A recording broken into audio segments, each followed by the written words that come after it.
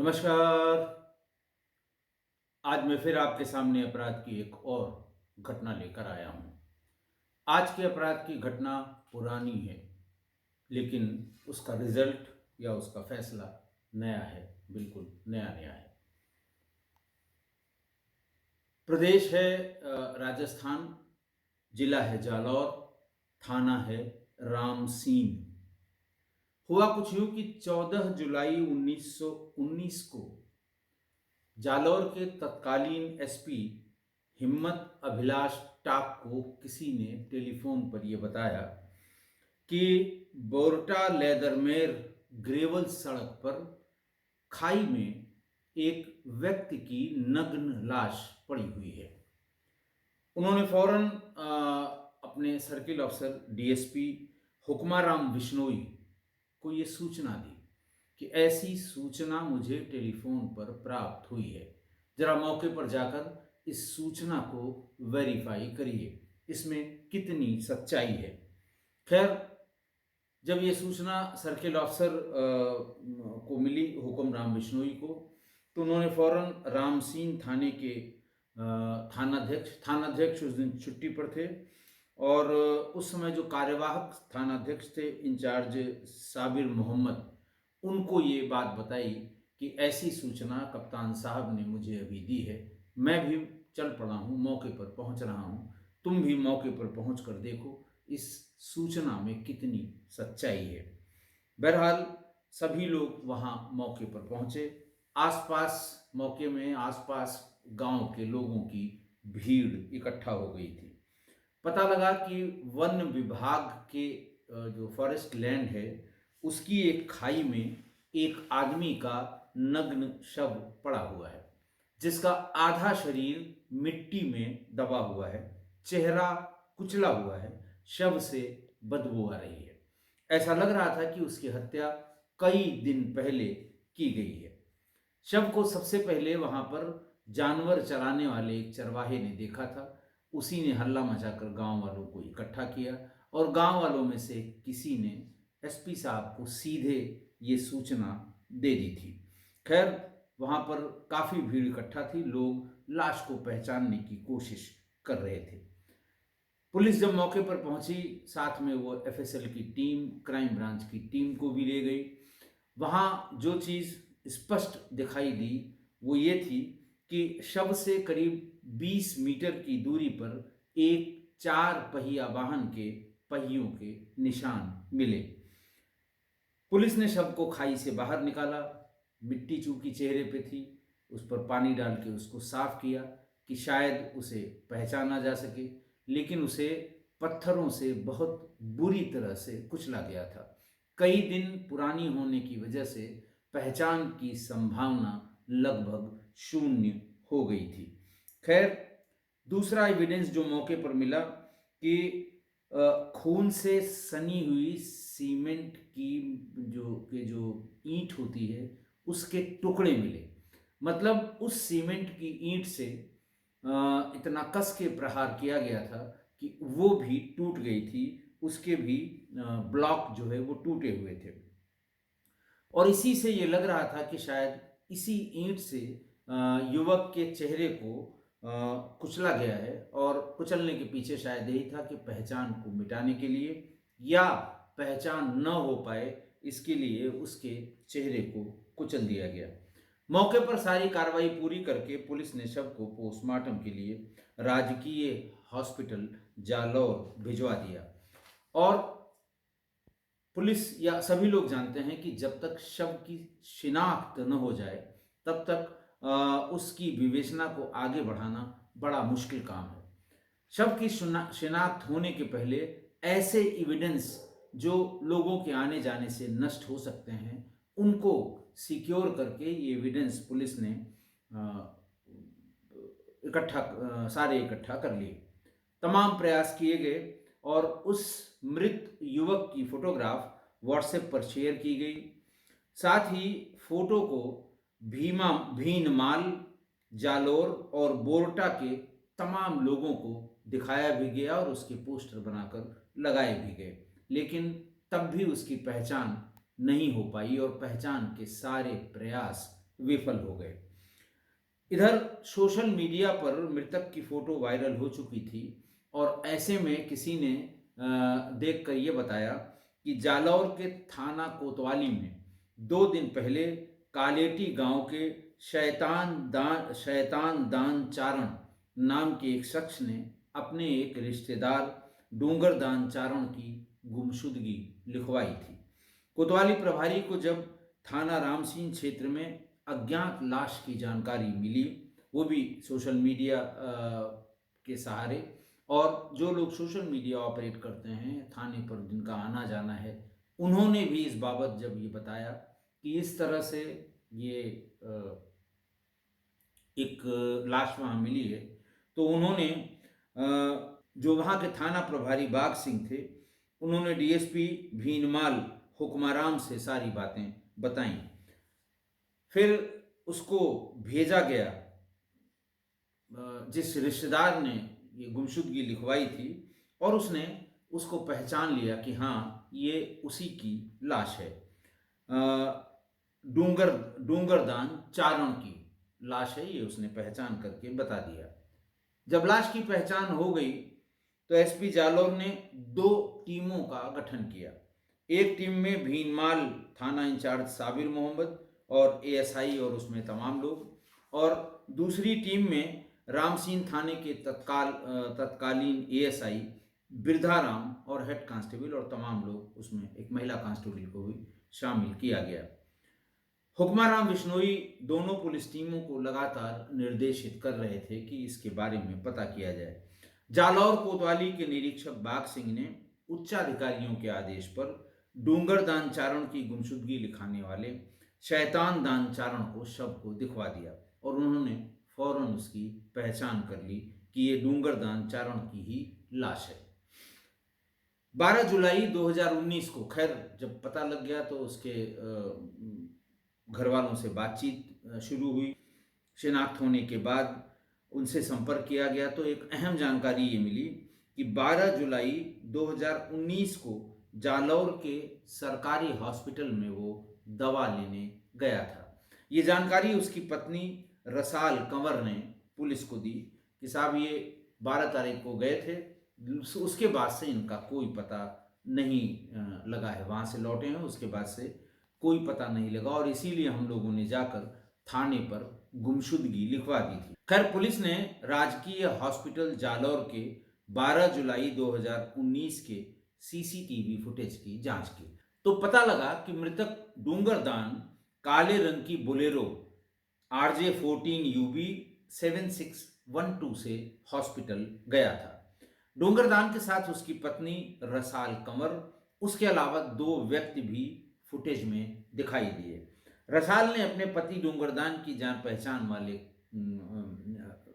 पहचान वाला होना बताया। जब पुलिस ने वो फुटेज देख के बताया कि भाई तुम थी, तुम्हारे पति थे, और ये 2 लोग कौन थे, तो उनका साहब हमें पता नहीं है, ये उनके जानने वाले ही थे, यानी अपने पति यानी मृतक के जानने वाले ही थे।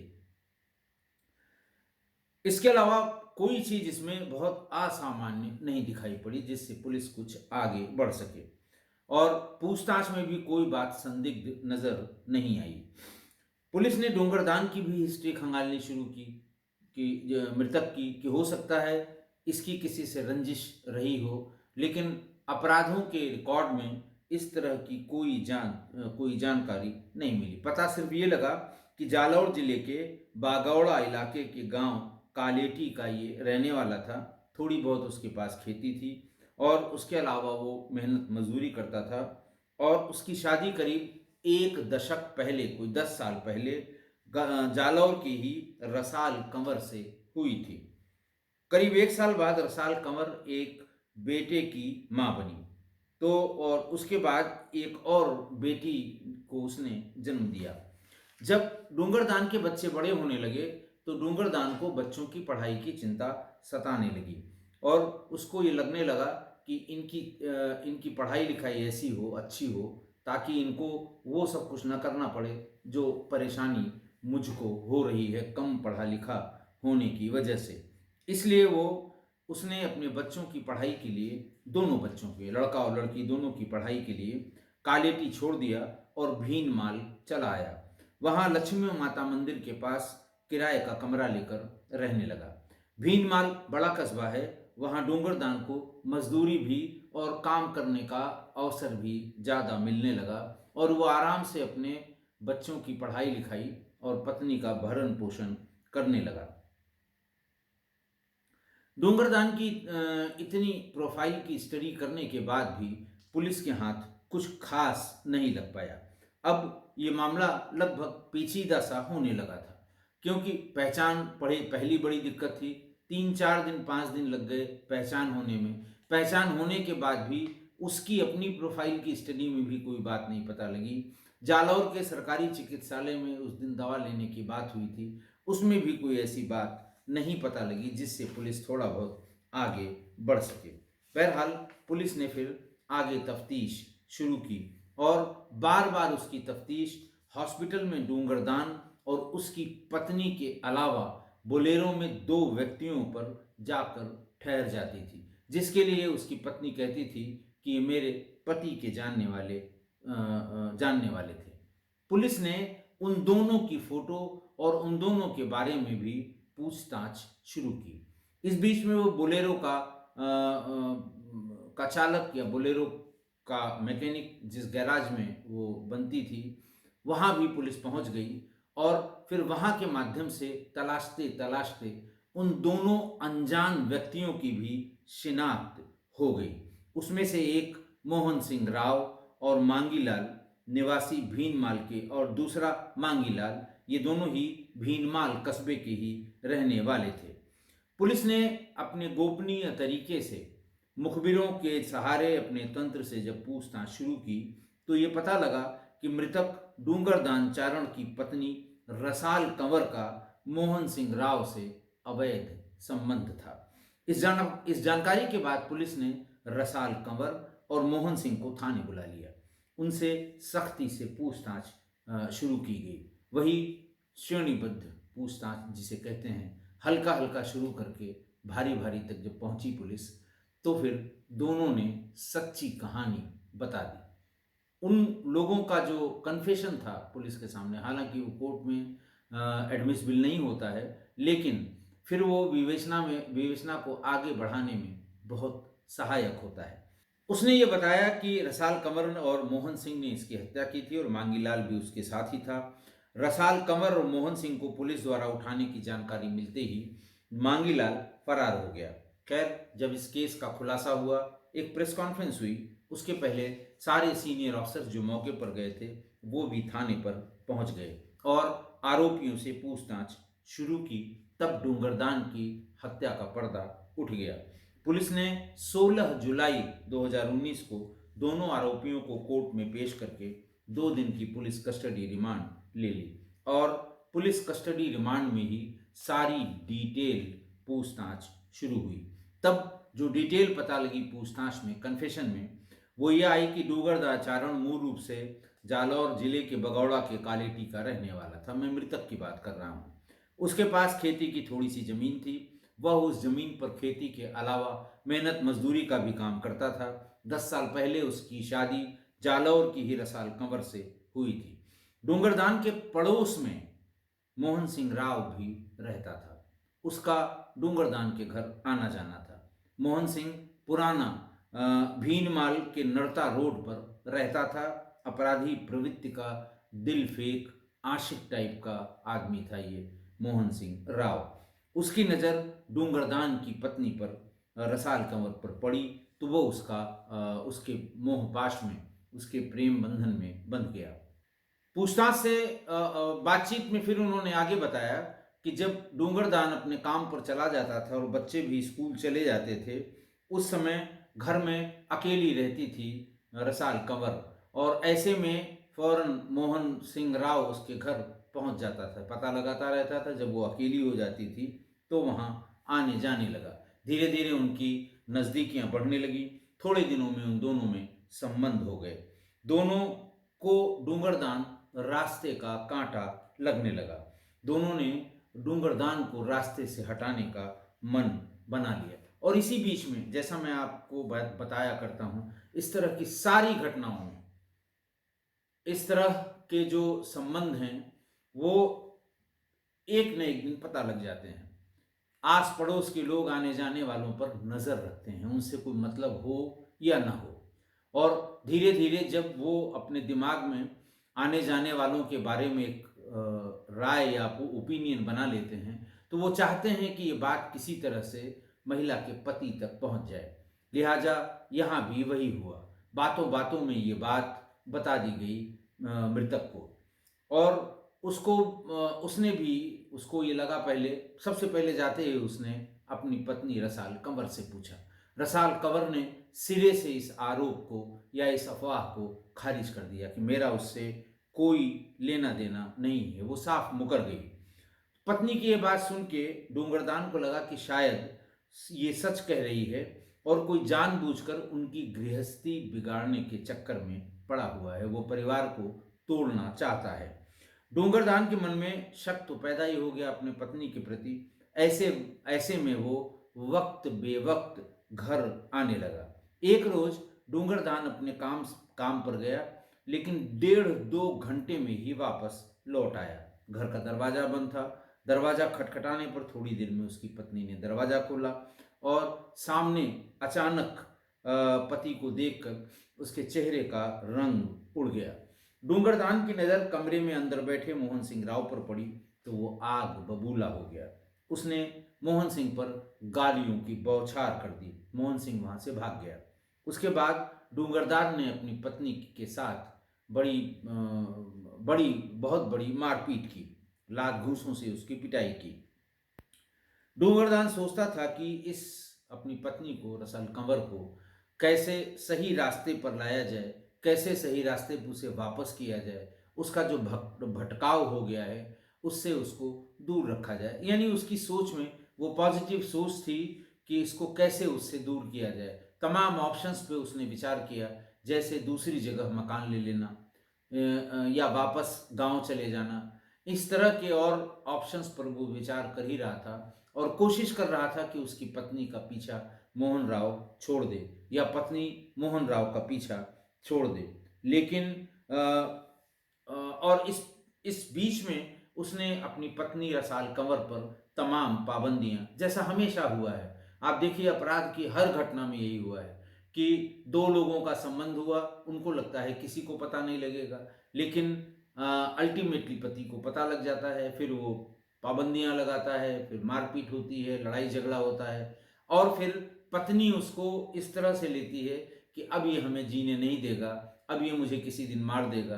तब वो प्रेमी से इस बात का निवेदन करती है कि इसे रास्ते से हटाओ, और वही इसमें भी हुआ। बिल्कुल एग्जैक्टली वही स्क्रिप्ट यहाँ भी लिखी गई कि जितनी जल्दी हो सके डूंगरदान को रास्ते से हटा दिया जाए।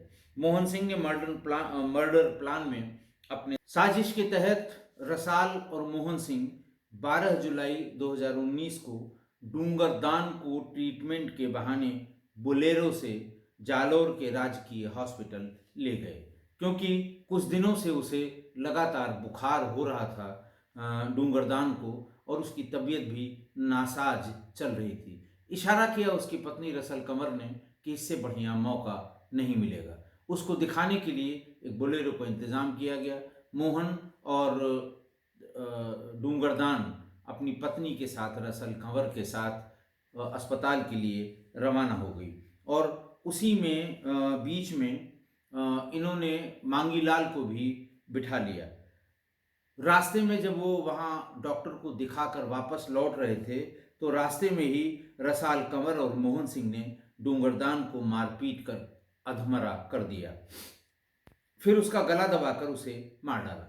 इसके बाद डूंगरदान के शव को ठिकाने लगाने के लिए बोलेरो में उसके शव को डालकर सुनसान कच्चे रास्ते पर ले गए।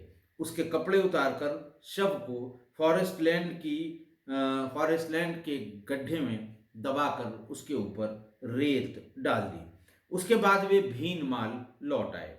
भीनमाल में रसाल कंवर ने आसपास के लोगों से कह दिया कि उसके पति जालौर अस्पताल से चेकअप कराने गया था, मगर अब उसका कोई पता नहीं चल रहा है। पुलिस पूछताछ में पता चला कि मोहन सिंह आपराधिक प्रवृत्ति का था उसने अपने साले की बीवी की भी हत्या की थी और उस हत्या के आरोप में वो कुछ ही दिन पहले जमानत पर छूट कर आया था। मोहन सिंह शादीशुदा था मगर उसकी पत्नी मायके में ही रहती थी। मांगीलाल उसका मित्र था मोहन सिंह का। और इस वारदात के बाद मांगीलाल फरार हो गया था। पड़ताल में ये भी सामने आया कि डूंगरदान 8 जुलाई से बीमार था और उसकी पत्नी रसल कंवर बार बार मोहन सिंह पर यह दबाव बना रही थी कि इससे बढ़िया मौका नहीं मिलेगा इसको ठिकाने लगाने का। और इसी प्रोसेस में उन्होंने उसको पहले घर में ही मारकर कमरे में दफन करने की योजना बना ली थी। इसके लिए दोनों ने डूंगरदान के घर के पीछे वाले कमरे में 5 फीट गुणे 2 फीट का एक गड्ढा भी खोद लिया था। लेकिन ऐन वक्त पर उसकी 15 साल की बड़ी बेटी आ गई और उसकी ये योजना घर में ही मारने की सफल नहीं हो पाई। तब उन्होंने कहा कि इसे किसी बहाने से बाहर ले चलेंगे डॉक्टर को दिखाने या अस्पताल। तो अस्पताल दूरी पर था, वहाँ से लौटते समय ज़्यादा कन्वीनियंट था उसको मारना, इसलिए उन लोगों ने ये प्लान कर लिया और 19 जुलाई 2019 को आरोपियों वो जो है उसको दिखाने के बहाने उसे ले गए और फिर रास्ते में मार के फेंक दिया। रिमांड जब खत्म हुई तो 19 जुलाई 2019 को दोनों आरोपियों रसाल कंवर और मोहन सिंह को फिर कोर्ट में पेश किया गया और दोबारा 2 दिन की रिमांड पर लिया गया। पूछताछ में कई सबूत और मिले। उनकी निशानदेही पर मृतक के कपड़े, वारदात में प्रयुक्त बोलेरो गाड़ी भी बरामद कर ली गई। डूंगरदान के कपड़े और चप्पलें Ram Singh road BEd college के पास रेल की पटरी से बरामद कर लिए गए। पूछताछ पूरी होने के बाद आरोपियों को 21 जुलाई 2019 को कोर्ट में पेश किया गया, जहां से दोनों को जेल भेज दिया गया और बहुत लंबे समय तक ये लोग जेल में रहे। केस अभी भी ट्रायल में है और अभी हाल में ही जो रसाल कंवर के वकील हैं ललित भंडारी, उन्होंने बताया कि अब ये दोनों जमानत पर आ गए हैं, ट्रायल भी जारी है और बिल्कुल फाइनल स्टेज में है। किसी भी समय इसका नतीजा आ सकता है, यानी कोर्ट अपना वर्डिक्ट सुना सकता है। आज की घटना देखिए, आज फिर एक पत्नी ने अपने प्रेमी के साथ मिलकर अपने पति की हत्या कर दी। आप भी आजीज आ गए होंगे इस तरह की घटनाएं सुनते सुनते। और ये बहुत पुराना ट्रेंड नहीं है, बस साल 1.5 साल मैक्सिमम 2 साल का है। इधर इसने ज़्यादा जोर पकड़ा है। मेरठ के उस नीले ड्रम से जो शुरू हुई बात, तो पहले भी ये रही है बात, लेकिन पहले उस शोर में कि नहीं साहब लोग पत्नियों की, महिलाओं की ही हत्या करते हैं, फिर दहेज हत्या के मामले में जेल जाते हैं, उस शोर में ये चीज़ें दब गईं। लेकिन अब जब इन घटनाओं की संख्या बहुत ज़्यादा हो गई, तब इस तरह की पुरानी घटनाओं का भी पता लग रहा है।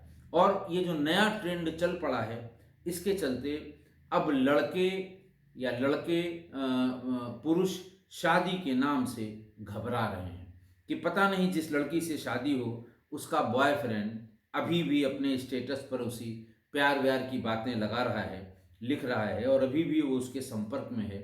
और अगर लड़के इस बात की पता लगाने की कोशिश करते हैं कि कौन सा बॉयफ्रेंड हो सकता है या पुराना कहाँ संबंध था, तो ये आप साफ मान लीजिए कि प्रेमी और पत्नी दोनों मिलकर उसका काम तमाम कर देंगे। ये एक डर सा बैठ गया है लड़कों के दिमाग में। अब आप सोचिए, मैंने आपको पिछली कई घटनाओं में ये बताया था कि पंडित जी ने शादी के समय कुंडली मिलाने पर 36 के 36 गुण मिलाए थे, लड़का लड़की यानी वर और वधू दोनों के। लेकिन साल 2 साल के भीतर ही पति पोस्टमार्टम हाउस में ही मिला। 36 गुण मिलने के बावजूद वो पोस्टमार्टम हाउस में ही पड़ा मिला। और लोगों का तो अब कुंडली मिलाने पर से विश्वास ही उठ गया है। मंगला मंगली लड़की का भी अब कोई तुक नहीं रह गया कि भाई लड़का मंगला है तो लड़की भी मंगली होनी चाहिए, लड़की मंगली है तो लड़का भी मंगला होना चाहिए, वरना शादी टूट जाएगी, वरना शादी के बीच में ही कुछ अनर्थ हो जाएगा। अनर्थ का मतलब ऐसी ही घटनाओं से। लेकिन अब उसका भी कोई महत्व नहीं रह गया। और अब तो कुंडली मिलाने के लिए लोग पंडित जी से अधिक सॉफ्टवेयर से कुंडली मिलवा रहे हैं। कि पता नहीं पंडित जी कैसे कुंडली मिला देते हैं, 36 के 36 गुण मिलने के बाद इस तरह की घटनाएं हो जाती हैं। कम से कम कंप्यूटर तो मुंह देख कर बात नहीं करेगा, तो सॉफ्टवेयर से भी कुंडली मिलवा रहे हैं। और वही कुंडली प्रो के जितने भी सॉफ्टवेयर हैं, कुंडली मिलान आप लड़के की date of birth, time of birth, place of birth डालिए और फिर लड़की की भी डालिए, वो फौरन 5 सेकंड में बता देंगे कि 20 गुण मिल रहे हैं कि 36 गुण मिल रहे हैं। लेकिन 36 गुण मिलने पर भी, ये कुंडली वाली मिलान की मैं बात कर रहा हूँ, 36 गुण मिलने वाली लड़की से शादी करके भी लड़के शमशान कब्रिस्तान की यात्रा का टिकट कटा ले रहे हैं। मतलब ये ऐसी विडंबना हो गई है कि बड़ा मुश्किल हो गया है। ये सोचकर घबरा जाता है लड़का कि हमें शादी जब हम करेंगे पता नहीं कैसी लड़की मिले। अच्छा, लड़कों ने भी एक नया तरीका ईजाद कर लिया है, सबके हाथ में मोबाइल फ़ोन है। तो वो जो एस्ट्रो गुरु, एस्ट्रो टॉक के ऐप हैं, जिसमें वो पूछते हैं कि साहब आपका date of birth, time of birth, place of birth क्या है, और फिर आप उनसे सवाल पूछिए तो वो उसका जवाब देते हैं। वो उसमें वॉइस में भी देते हैं और चैट में भी देते हैं। बड़ी लंबी रकम उसके बदले में ऐंठते हैं, 14 रुपये पर मिनट, 2 रुपये पर मिनट। सवाल टाइप करते ही 15 रुपये कट जाते हैं। लेकिन फिर भी आदमी अपने भविष्य की चिंता को लेकर, लड़का अपने भविष्य की चिंता को लेकर सवाल पूछता है। तो वो लड़की के बारे में कम सवाल पूछते हैं आजकल के लड़के। वो ये पूछते हैं कि इसके कितने बॉयफ्रेंड थे, कौन कौन सा बॉयफ्रेंड अभी भी एक्टिव है और इसके संपर्क में है। उसको मतलब वो पता करने की कोशिश करता है कि लड़के के बॉयफ्रेंड का, लड़की के बॉयफ्रेंड का शनिचर किस घर में बैठा है। जैसे होता है ना कि 10 में राहु तो पूरा आपके, पूरी दुनिया आपकी मुट्ठी में है, पूरी दुनिया आपके कब्जे में है। तो ये शनिचर उसका कहाँ बैठा हुआ है, ये पता करने की कोशिश करता है एस्ट्रो गुरु से, एस्ट्रो ऐप से। उसे लगता है कि ये कहाँ पर बैठा है इसका शनिचर, और उस शनिचर की वक्र दृष्टि किस पर है। वो सारे कैलकुलेशन उन्हीं पंडित जी से पूछता है जो एआई के टोन में उससे बात करते हैं। उसे ये लगता है, लड़की के बारे में ज़्यादा सवाल जवाब नहीं किया जाता। अब लड़की के बॉयफ्रेंड की जानकारी करने में सब लड़के जुटे हुए हैं। उनका कहना है कि लड़की तो गोरी, काली, छोटी, लंबी, कुछ भी चल जाएगी, लेकिन अगर उसका बॉयफ्रेंड शनिचर और कालनेमी के साथ है, राशि नाम का है उसका बॉयफ्रेंड का शनिचर, तो फिर मरना तय है। वो इसी जुगड़ में हजारों हजार रुपए एस्ट्रोटॉक पे खर्च कर रहे हैं कि बॉयफ्रेंड कैसा है, बॉयफ्रेंड कब कब के हैं। एक समय था जब लड़के अपनी प्रेमिकाओं के चक्कर में पत्नियों को प्रताड़ित करते थे। लड़के का पूरा परिवार उसको प्रताड़ित करने में लगता था। उसकी शादी के 7 साल के भीतर हत्या हो जाती थी।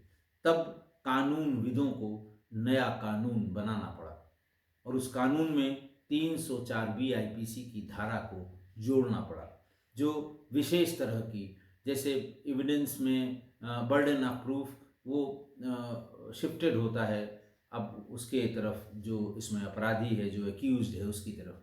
उसको साबित करना है कि वो इसमें निर्दोष है। दूसरा, विवेचना उसकी गस्टेड ऑफिसर करेंगे। तीसरा, उसके जमानत के लिए बहुत ही कड़े प्राविधान हैं। यानी जो एक बार 304 बी में या दहेज हत्या में गया अंदर, वो बहुत साल के लिए अंदर चला जाता था। बड़ी मुश्किल से उसकी जमानत होती है। लेकिन इस तरह की घटनाओं में जिस तरह से बाढ़ आ गई है, उसे देखकर ये लगता है कि अब जो पति है उसकी हत्या में, प्रेमियों के लिए भी एक इसी तरह से कानून में परिवर्तन लाना पड़ेगा। जैसे लड़कियों की हत्या में 304 बी में पति और फला फला जाते थे, अब तो लगता है इसमें एक 304 सी जोड़ दीजिए, जिसमें पत्नी के प्रेमी पर ये आरोप लगाए जाएं, वो एक्यूज्ड हो और उसकी लाइबिलिटी फिक्स हो पत्नी के प्रेमी की, और विवेचना भी गस्टेड अफसर से कराई जाए, बर्डन ऑफ प्रूफ भी प्रेमी पर डाला जाए और जमानत के प्राविधान कड़े हों। आज नहीं तो कल ये करना ही पड़ेगा। जिस हिसाब से पत्नियां अपने बॉयफ्रेंड के साथ पतियों की हत्या करा रही हैं, ये बहुत ही सोसाइटी में बहुत ही उथल पुथल करने वाला मामला है। और अगर लड़कों के मन में ये शंका घर कर गई कि पता नहीं पत्नी आते ही प्रेमी के साथ मरवा न दे, शादियां कम हो गई, बर्थ रेट कम हो गया, तो आप सोचिए कि जो ये लिंगानुपात है पुरुष और स्त्री का, ये बहुत खतरे में पड़ जाएगा, बड़ी दिक्कत होगी। तो आशा है आप मेरी इन सब बातों से सहमत होंगे। आज के लिए इतना ही। बहुत बहुत धन्यवाद।